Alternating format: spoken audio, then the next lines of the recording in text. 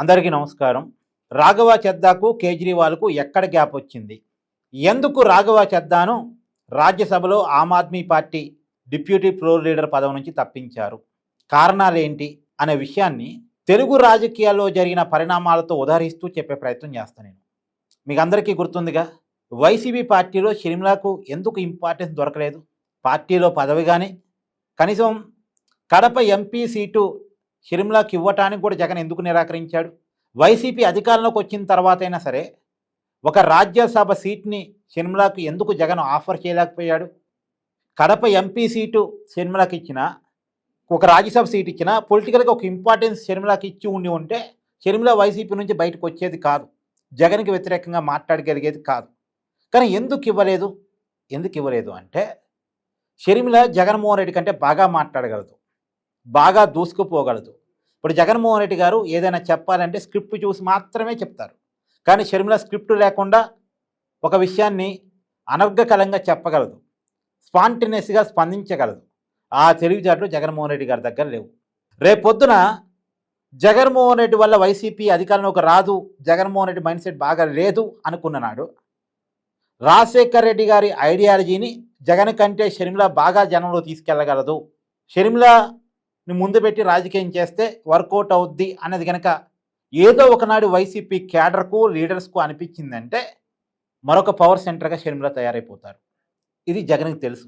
అంటే తన తెలివితేటల మీద నమ్మకం లేనప్పుడు తనకంటే తెలివైన వాళ్ళని పార్టీ అధినేతలు ఎంకరేజ్ చేయరు. అందులో భాగంగానే షర్మిలని పక్కన పెట్టాడు. సొంత చెల్లైనప్పటికీ అందులో వైసీపీ పార్టీ ఎదగటంలో, జగన్మోహన్ రెడ్డి గారు రాజకీయంగా ఎదగటంలో షర్మిల గారి పాత్ర ఉన్నప్పటికీ, మీ అందరికీ తెలుసుగా, జగన్మోహన్ రెడ్డి గారు జైల్లో ఉన్నప్పుడు జగనన్న వదిలిన బాణాన్ని అంటూ షర్మిల పాదయాత్ర చేసింది. 100 కిలోమీటర్లు పాదయాత్ర చేసింది. అది జగన్మోహన్ రెడ్డికి విపరీతమైన సానుభూతిని తీసుకొచ్చి పెట్టింది. నిజానికి తల్లి విషయంలో కూడా జగన్మోహన్ రెడ్డి ఈ విషయంలో భయపడ్డాడు. తల్లి కూడా ఒక మరొక పవర్ సెంటర్ అవుద్దని. అందుకనే తల్లిని కూడా క్రమంగా పొలిటికల్గా సైడ్ చేశాడు. తర్వాత ఇంకోటి కూడా చెప్తా, ఉదాహరణ కావాలంటే విజయసాయిరెడ్డి వైసీపీ అధికారంలోకి వచ్చిన దాకా విజయసాయిరెడ్డి వైసీపీ పార్టీలో నెంబర్ 2. సరే, జగన్మోహన్ రెడ్డి కేసుల్లో A2 పక్కన పెట్టండి, జగన్మోహన్ రెడ్డి గారి జైలు మెట్టు అది కూడా ఒకసారి పక్కన పెట్టండి. కానీ అధికారంలోకి వచ్చిన తర్వాత పార్టీలో నెంబర్ 2 పొజిషన్ విజయసాయిరెడ్డిది. కానీ అధికారంలోకి వచ్చిన తర్వాత విజయసాయిరెడ్డి పాత్రను తగ్గిస్తూ సజ్జల రామకృష్ణారెడ్డి పాత్రని పెంచడం స్టార్ట్ అయింది. ఎందుకు? విజయసాయిరెడ్డి మైండ్, ఆయన తెలివితేటలు అవసరం. వన్స్ అధికారంలోకి వచ్చిన తర్వాత జగన్మోహన్ రెడ్డి గురించి అన్ని విషయాలు తెలిసిన విజయసాయిరెడ్డి ఇంకా కీలకమైన పాత్రలో ఉంటే ఎప్పుడైనా ఏకులో మేక్ అవుతాడు. ఎందుకంటే విజయసాయిరెడ్డి స్ట్రాటజీలు, విజయసాయిరెడ్డి చాతుర్యం, విజయసాయిరెడ్డి నేర్పరితనం జగన్కి తెలుసు. అందుకని తన చేతిలో పవర్ ఉన్నప్పుడే విజయసాయిరెడ్డి తోక కట్ చేయాలి, విజయసాయిరెడ్డి స్థాయిని తగ్గించాలి అని జగన్మోహన్ డిసైడ్ అయ్యాడు. అందుకనే విజయసాయిరెడ్డి పాత్రను క్రమంగా తగ్గిస్తూ సజ్జల రామకృష్ణారెడ్డి పాత్రను పెంచాడు. సజ్జల రామకృష్ణారెడ్డి అంటే జగన్మోహన్ రెడ్డి గారు ఏం చెప్తే అది తలుపుతూ తోకూపుతూ ఉంటాడనే కారణం చేత సజ్జల రామకృష్ణారెడ్డికి పాత్ర పెంచుతూ విజయసాయిరెడ్డి పాత్రని తగ్గిస్తూ వచ్చారు. నిజానికి జగన్మోహన్ రెడ్డికి సంబంధించినటువంటి ఆర్థిక విషయాలు, వాళ్ళ కుటుంబ విషయాలు, జగన్మోహన్ రెడ్డికి సంబంధించిన బలాలు బలహీనతలు చాలా వరకు విజయసాయిరెడ్డికి తెలుసు కాబట్టి ఎప్పుడైనా ఏకులో మేక్ అవుతాడు అని విజయసాయిరెడ్డి ప్రయారిటీని, చేతిలో అధికారం కూడా జగన్మోహన్ రెడ్డికి ఉంది కాబట్టి తగ్గిస్తూ వచ్చాడు. మొత్తానికి అధికారం పోయిన తర్వాత విజయసాయిరెడ్డి అంటే అధికారం ఉన్నన్నాళ్ళు జగన్మోహన్ రెడ్డి పెట్టినటువంటి ఇబ్బందులను కూడా తట్టుకుని ఆ పార్టీలో ఉన్నాడు. అధికారం పోయిన తర్వాత క్రమంగా బయటకు వచ్చాడు విజయసాయిరెడ్డి కూడా. ఇలా జగన్మోహన్ రెడ్డి తనకంటే ఎక్కువ తెలివైన వాళ్ళని అవసరం వరకు వాడుకుంటూ అవసరం తీరిన తర్వాత పక్కన పెడుతూ వచ్చేసాడు. ఇదో రకమైన తెలివితేట, అది పక్కన పెట్టండి. సరే, ఇప్పుడు కేజ్రీవాల్ విషయంలో కూడా అది జరుగుతుంది. అసలు కేజ్రీవాల్ ఎలా వచ్చాడు? అన్నా హజారే ఉద్యమాన్ని హైజాక్ చేసి వచ్చాడు. అవినీతి వ్యతిరేక ఉద్యమాన్ని నిర్మించింది అన్నా హజారే. ఆ ఉద్యమాన్ని కేజ్రీవాల్ హైజాక్ చేశాడు. ఆ ఉద్యమం చూపిస్తూ అవినీతి లేని రాజకీయాలను చూపిస్తానని కేజ్రీవాల్ వచ్చాడు. జనం కూడా బ్రహ్మరథం పట్టాడు. జనం బ్రహ్మరథం పట్టడానికి అప్పటికే వేదికని అన్నా హజారే సిద్ధం చేసి ఉంచాడు. గ్రౌండ్ సిద్ధమై ఉంది. ఆ గ్రౌండ్లో కేజ్రీవాల్ బాగా ఆడగలిగాడు. తర్వాత కాలంలో తన పార్టీ వరుసగా అధికారంలోకి రావటం, రాఘవ చెద్దా లాంటి వాళ్ళు కూడా కేజ్రీవాల్కు ఆకర్షితులవడం జరిగింది. అయితే ఈ రాఘవ చెద్దా అనతి కాలంలోనే బాగా ఫేమ్ పొందాడు. నిజానికి రాఘవ చెద్దా ఆమ్ ఆద్మీ పార్టీకి చాలా సర్వీస్ చేశాడు. పంజాబ్లో ఆమ్ ఆద్మీ పార్టీ అధికారంలోకి రావడానికి రాఘవ చద్దా సర్వీస్ చాలా ఉపయోగపడింది. ఎన్నికల స్ట్రాటజిస్ట్గా వ్యవహరించాడు.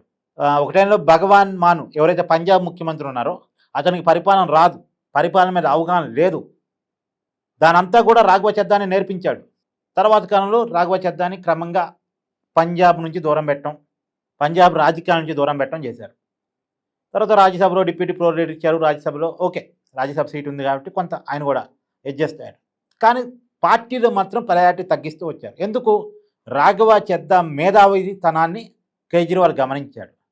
అందులో ఈ మధ్య కాలంలో పర్టికులర్గా రాజ్యసభలో ఎవరూ ప్రస్తావించని అనేక అంశాలని రాఘవ చద్దా ప్రస్తావిస్తూ వస్తున్నాడు. నిజానికి ఆమ్ ఆద్మీ పార్టీ ఈ విషయంలో సంతోషించాలి. ఎందుకంటే బీజేపీ కానీ కాంగ్రెస్ కానీ అంటే దేశంలో పెద్ద పార్టీలుగా ఉన్న పార్టీలు కూడా చాలా సమస్యలు స్కిప్ చేస్తున్నాయి. అలాంటి ఎవరికి ఐడియా కూడా రాని సమస్యల్ని రాఘవ చద్దా ప్రస్తావిస్తున్నాడు.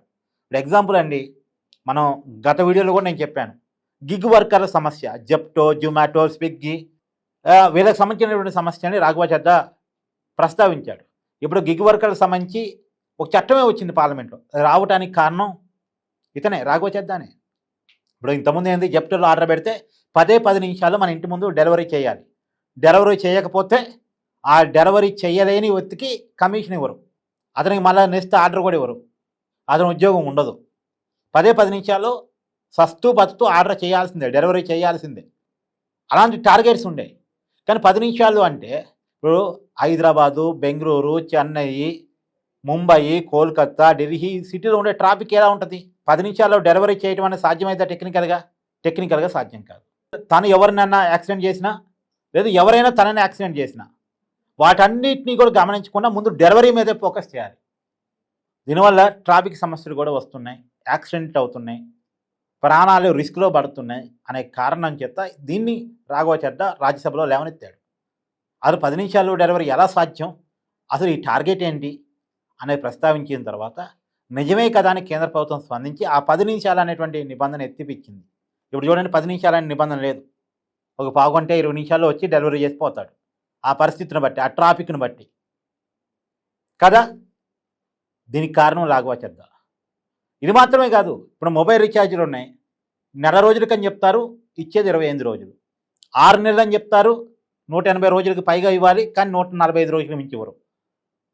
365 రోజులు సంవత్సరం రీఛార్జ్ అని చెప్తారు, కానీ 345 రోజులకు మించి ఇవ్వరు. ఈ దోపిడీ మీద కూడా, టెలికాం కంపెనీల దోపిడీ మీద కూడా రాజ్యసభలో మాట్లాడాడు రాఘవ చద్దా.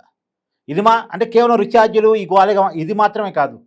మామూలుగా మనం రీఛార్జ్ చేసుకోలేదు అనుకున్న ఒక మంత్ మనకి మనం చేసే కాల్స్ ఆగిపోవాలి, మనం రీఛార్జ్ చేసుకోలేదు కాబట్టి.